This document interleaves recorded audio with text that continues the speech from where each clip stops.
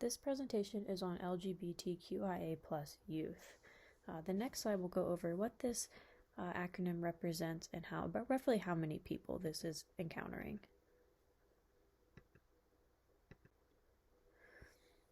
The acronym LGBTQIA+ represents individuals who identify as gay, lesbian, bisexual, transgender, queer, intersex, asexual, or other identities that may be added as time goes on or is not currently listed.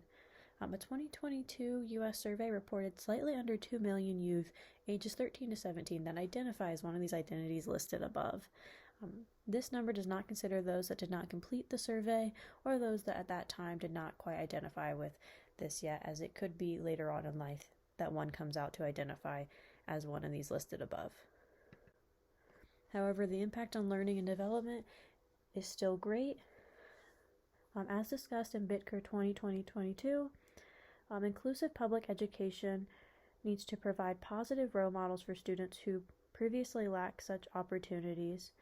The research shows that a young person's experience in schools can have particular important influence on their academics and emotional growth, physical health, and mental health well-being. Providing students with quality education includes facilitating a positive school climate and implementing social and emotional supports that foster healthy development outcomes.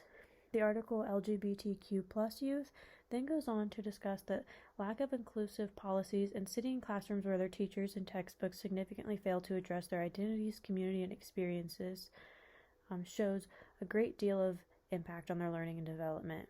There is a need and desire to learn in settings that are inclusive of their experiences and that give them the necessary education to stay safe and healthy. And this includes sexual health as well on their learning. There are varying roles that should be considered for dealing with LGBTQIA+ youth and their education. Administrators and district leaders need to attend and arrange professional development that specifically focuses on LGBTQ students and families and interrupting anti-LGBTQ comments and harmful gender stereotypes reinforcement, and pursue LGBTQ inclusive curriculum.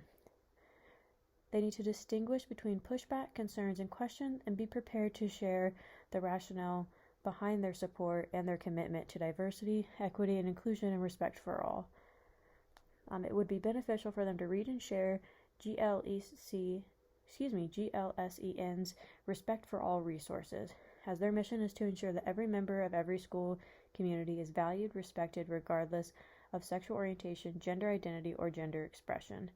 There needs to be support and assigned educators who oversee school-wide celebrations such as Ally Week in September, LGBTQ History Month in October, and No Name Calling Week January, as well as Pride Month in June. Moving on, classroom educators need to read LGBTQ inclusive picture books and encourage discussions around respect and diversity. They need to ensure that any lessons on families have examples of LGBTQ-headed families and that any communications to students' family members address families rather than mom or dad, and consider celebrating Family Day rather than Mother's and Father's Day. They also need to avoid using gender to separate students in lines or seating arrangements and learn more about gender-inclusive language with their educator resources and introduce gender-neutral pronouns using lesson plans. They need to bring pronoun visibility into self-portraits and occasionally at morning meetings. They also need to teach about identity that includes the gender using GLSEN's identity flowers.